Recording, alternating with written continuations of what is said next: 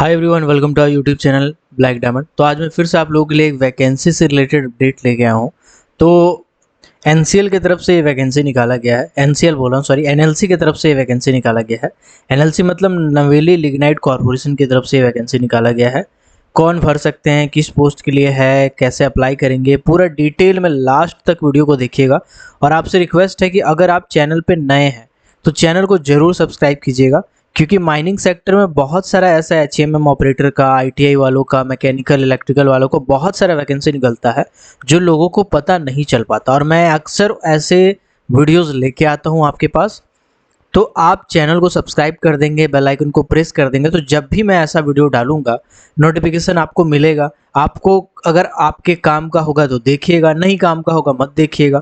तो इससे बेनिफिट आपको होगा अगर आप सब्सक्राइब कर देते हैं तो। और मुझे यकीन है कि कभी ना कभी इस चैनल पे आप विजिट किए होंगे अगर आप वैकेंसी खोजते होंगे तो। चलिए आते हैं डायरेक्टली टॉपिक पे। तो एनएलसी की तरफ से वैकेंसी निकाला गया है। कैसे इसको ऑथेंटिकेट करेंगे? सबसे पहले आप वेब ब्राउज़र को खोलेंगे, एनएलसी लिख के आप सर्च करेंगे। इसके बाद देखिएगा सेकंड नंबर पे एनएलसी कैरियर लिख के आ रहा होगा, तो आप इस कैरियर वाले सेक्शन पे टैप करेंगे। जस्ट अ सेकंड, मैं दिखा देता हूँ आपको, जस्ट अ सेकंड। बिल्कुल, आप कैरियर वाले टैब पे क्लिक करेंगे। ये कैरियर टैब आपको दिख रहा होगा। आप इस कैरियर टैब में जैसे ही क्लिक करेंगे आपके सामने एनएलसी वाली जितनी वैकेंसी है सब ओपन हो जाएगा। तो चलिए क्लिक करते हैं। देखिए करंट ओपनिंग कौन कौन सा है यहाँ पे क्लियरली आ रहा है। अगर आप हेल्थ इंस्पेक्टर वाला फॉर्म भरना चाहते हैं तो यहाँ पे हेल्थ इंस्पेक्टर वाला भी है, मेडिकल लाइन का है, ठीक है। तो आप इसको भी चाहे तो देख सकते हैं। एग्जीक्यूटिव वाला भी वैकेंसी वाला निकला हुआ था जिस पर मैंने वीडियो बनाया था पहले ही, है ना। इसका हालांकि एग्जाम होने वाला है। इसके बाद आपका डिटेल एडवर्टाइजमेंट, आप जो एसएमई ऑपरेटर है, एसएमई ऑपरेटर क्या होता है मैं आपको बताता हूँ। आप जैसे इसको क्लिक करेंगे एडवर्टाइजमेंट ओपन हो जाएगा। एसएमई ऑपरेटर क्या होता है? एसएमई ऑपरेटर बोला गया है कि अलग अलग जो मशीनरी चलाते हैं, ठीक है, उसके लिए ये वैकेंसी निकाला गया है। एनएलसी एक नवरत्न पब्लिक सेक्टर का कंपनी, यानी कुल कह सकते हैं तो सेंट्रल गवर्नमेंट का एक अच्छा रेपुटेड कंपनी है। इसमें एसएमई ऑपरेटर का अलग अलग वैकेंसी निकाला है। जो वैकेंसी है वो टोटल 92 वैकेंसी है। तो 92 वैकेंसी बहुत बड़ा वैकेंसी होता है। इसके बाद अनरिजर्व का 42 सीट है, ईडब्ल्यूएस का 9 सीट है, एनसीएल ओबीसी का 24 सीट है और एससी का 17 सीट है। इसमें देखेंगे तो बोला गया है कि या आप एसएसएलसी यानी कि 10th क्लास पास होने चाहिए, या तो आपके पास आईटीआई इन मैकेनिकल या इलेक्ट्रिकल वाला कोई भी जो उससे मिलता जुलता ट्रेड हो, उससे भी अगर आप आईटीआई किए हैं तब भी अप्लाई कर सकते हैं। तो अब क्या आगे है?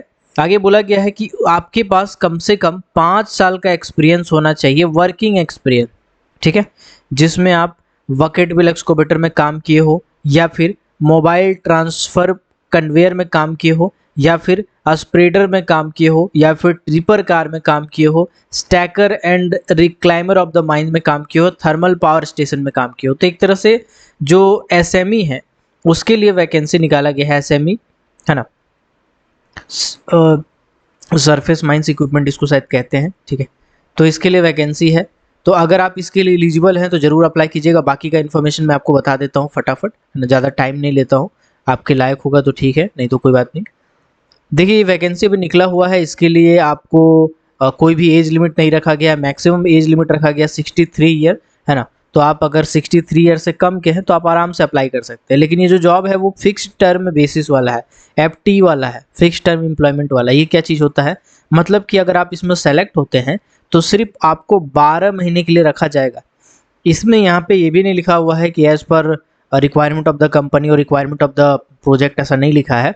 तो मान के चलिए कि 1 साल के बाद आपको कहीं, जनरली होता ये है कि 1 साल के लिए इसमें रखा गया है, 1 साल के बाद हो सकता है आपको रखे या नहीं भी रखे, है ना। लेकिन सैलरी वैलरी सब अच्छा है। 38,000 रुपया सैलरी। एसएमई ऑपरेटर का 38,000 रुपया जल्दी नहीं पहुंचता है, ठीक है। बाकी यहाँ पे वही लिखा हुआ है कि फिक्स टर्म एम्प्लॉयमेंट आपका 38,000 कॉन्सोलिडेटेड सैलरी है, जोड़ जाड़ के हिसाब वही है ना। बाकी आप इसमें देखेंगे तो पीएफ वगैरह सब कटेगा, मेडिकल फैसिलिटी आपको दिया जाएगा, लीव वगैरह सब लीव के हिसाब से कंपनी का मिलेगा, है ना। टीएडीए जो होगा वो दिया जाएगा आपका।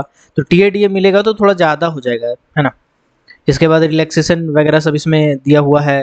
वो अगर एज रिलैक्सेशन तो खैर इसमें अब मिलेगा नहीं, क्योंकि 63 ईयर इसमें ऑलरेडी दिया हुआ है। अब आगे का क्या प्रोसीजर है मैं बताता हूँ। फॉर्म आपको ऑनलाइन भरना है, ठीक है। मैं एक बार देख लेता हूँ। फॉर्म आपको ऑनलाइन भरना है। ऑनलाइन जब आप फॉर्म भरेंगे तो फॉर्म भरते टाइम आपको फ़ी भी लगेगा। अगर आप अनरिजर्व ईडब्ल्यूएस या ओबीसी नॉन क्रीमी लेयर वाले होंगे तो आपको 250 रुपये फ़ी देना है ना। और ये वाला टोटल प्रोसेसिंग फ़ी वगैरह सब जोड़ के मतलब 486 रुपया। और अगर SC ST एक सर्विसमैन है तो आपका 236 रुपये आपको टोटल फ़ी देना होगा। ठीक है, ये फ़ी आपको पे करना पड़ेगा। ओके, चलिए अब आगे और देख लेते हैं। बाकी यहाँ पे आपको सब कुछ डॉक्यूमेंट वगैरह सब अपलोड करना पड़ेगा, एक्सपीरियंस वगैरह। फिर आपका एडमिट कार्ड आएगा। जो फॉर्म भरने का जो डेट है वो स्टार्ट होने वाला, भी स्टार्ट भी नहीं हुआ है, पहले ही बता दिया है तो मैं भी पहले ही बता दे रहा हूँ। आज ही शायद वैकेंसी आया है गर्मा गर्म, तो आपके सामने वैकेंसी प्रस्तुत कर रहा हूँ। 22/8/2023 से आपका फॉर्म भरना चालू होगा, 4/9/2023 तक। मतलब आगे काफ़ी कम टाइम दिया फॉर्म भरने के लिए, तो आप फिर भी भर लेंगे इसी बीच में। इसके बाद ऑनलाइन पेमेंट वगैरह के लिए 4 तारीख तक आप फॉर्म कर सकते हैं। फाइनल फी सबमिट जो है 5 तारीख, मतलब कुल मिलाकर के 4 तारीख को ही मान के चलिए तो ज़्यादा अच्छा रहेगा आपके लिए। ठीक है, चल यहाँ तक समझ गए। अब आगे का प्रोसेस क्या है वो मैं आपको समझाता हूँ। जैसे आप ऑनलाइन फॉर्म करेंगे, फॉर्म भरेंगे, उसमें आपको बहुत सारा डॉक्यूमेंट अपलोड करना पड़ेगा। 10th का एक्सपीरियंस, काम कहाँ कहाँ किया उसका तजुर्बा, आईडी कार्ड वगैरह, पे स्लिप वगैरह सब कुछ अटैच करना पड़ेगा। आप स्कैन कर करके अपलोड करना पड़ेगा। इसके बाद जब आपका एप्लीकेशन शॉर्टलिस्ट हो जाएगा तो एडमिट कार्ड आपका मेल आईडी पे भेजा जाएगा, मेल करेगा। उसके बाद फिर आप जब जाते हैं एग्ज़ाम देने के लिए, तो एग्ज़ाम देने जब जाते हैं तो आपका जो एग्ज़ाम होगा उसका पैटर्न भी इसमें बता दिया गया है। अगर आप इसमें देखेंगे, जस्ट सेकंड में आपको दिखा देता हूँ इसमें एग्जाम पैटर्न। हाँ, जो क्रूशियल डेट है वो 1 अगस्त है, यानी जो एज वेज कैलकुलेट होगा वो 1 अगस्त का आपका एज कैलकुलेट होगा। ठीक है, इसके बाद बोला गया है कि 50 नंबर का आपका होगा एक इवोल्यूशन टेस्ट, मतलब कुल मिलाकर के बोला जाए तो रिटन एग्जाम होगा, वो प्रैक्टिकल टेस्ट होगा। ठीक है, जिसमें आपका प्रैक्टिकल नॉलेज टेस्ट किया जाएगा। ठीक है, प्रैक्टिकल स्किल टेस्ट जिसको हम लोग कह सकते हैं, वो आपका टेस्ट किया जाएगा, जिसमें कम से कम 50% लाना जरूरी है अगर आप अनरिजर्व कैटेगरी के हैं, 40% अगर ओबीसी वाले हैं, और SC ST का अगर 40% होने वाला है, ST का 50% होने वाला है, कुल मिलाकर के कहा जाए तो। प्रैक्टिकल टेस्ट क्या होता है हम आपको समझाते हैं। आपको बुलाया जाएगा एक बार एडमिट कार्ड भेज के या मेल करके, आपको बुलाया जाएगा भैया ये जगह पे इतना तारीख को आप पहुंच जाइए।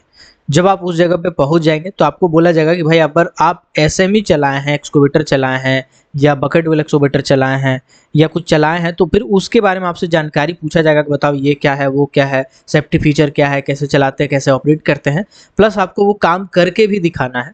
इसी को बोलते हैं प्रैक्टिकल टेस्ट। ये जो प्रैक्टिकल टेस्ट है वो 50 मार्क्स का होगा।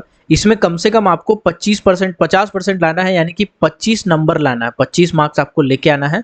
अगर आप अनरिजर्व कैटेगरी वाले हैं, अगर ओबीसी वाले हैं तो 25 में इसका 50 का 40% करेंगे तो लगभग 22 नंबर के आसपास होगा, 22-23, तो ये मार्क्स लेके आना है। और अगर आप SC ST वाले हैं तो फिर आपको 40% लेके आना। ठीक है, इसमें एक चीज़ और बोला है कि जो नवेली के PAPs हैं, PAPs का मतलब होता है प्रोजेक्ट अफेक्टेड पीपल, यानी कि उसके आसपास रहने वाले जिनका ज़मीन वगैरह गया हुआ है, तो उस कंडीशन में उसको 20 नंबर का बोनस मिलेगा। तो ये है, लेकिन कम विद्यार्थी होंगे, कम कैंडिडेट होंगे, ऐसा तो टेंशन मत लीजिए। ये पूरी हिसाब किताब मैंने बता दिया आपको। अगर आप ऐसे ही HMM ऑपरेटर वाला वीडियो और देखना चाहते हैं तो यार चैनल को जरूर सब्सक्राइब कीजिएगा, जरूर से जरूर सब्सक्राइब कीजिएगा। और ये वीडियो किसी के लिए भी अगर काम का होगा, आपको लगता है कि हाँ ये बंदा चलाता है, इसको नॉलेज होगा, ये पढ़ा लिखा नहीं है, तो कोई बात नहीं, इसमें एग्जाम नहीं है भाई, इसमें रिटन नहीं देना है, इसमें आपको MCQ क्वेश्चन नहीं बताना है, इसमें आपको कोई बैठ के कलम कागज नहीं पकड़ना है, फील्ड में जाना है, गाड़ी घोड़ा चला के दिखाना है। लेकिन जनरली क्या होता है, अगर मान लीजिए फिक्स टर्म बेसिस पे 12 महीने के लिए आपको रखा, ठीक है, तो क्या है NLC के अंदर भी बहुत सारी कंपनी होती है। अगर आप 1 साल वहाँ काम भी करते हैं तो फिर आपको भगाएगा नहीं, बहुत सारी कंपनी होती है जो अप्रोच करके आपको खींच लेती है, आपको अलग अलग ऑफर देके आपको खींच लेती है। मतलब अगर 38,000 यहाँ पे काम करेंगे तो 1 साल के बाद ऐसा नहीं कि आप खाली बैठ जाएंगे, कहीं ना कहीं आपको 35-36,000 जरूर मिल जाएगा, 30-32,000 जरूर मिल जाएगा, है ना। क्योंकि बकेट व्हील एक्सकोवेटर चलाने वाले बहुत कम है भारत में, मोबाइल ट्रांसफर कन्वेयर चलाने वाले थोड़ा सा लिमिटेड मिलते हुए एक्सपीरियंस वाले, तो आपको खींच लिया जाएगा, आपको उसका टेंशन नहीं लेना। अगर आप फ्रेशर हैं, मतलब 5 साल का एक्सपीरियंस है, कहीं और काम कर रहे हैं, पैसा ज़्यादा मिल रहा है, तो आप जा सकते हैं। आई होप वीडियो आपको पसंद आया होगा, पसंद आया तो लाइक कर दीजिए, नए हैं तो कमेंट सेक्शन में, नए हैं तो चैनल को सब्सक्राइब कीजिएगा, कुछ क्वेरी है तो कमेंट सेक्शन में जरूर बताइए। मिलते हैं अगले वीडियो में किसी और टॉपिक के साथ, तब तक के लिए keep watching, keep supporting, till then जय हिंद।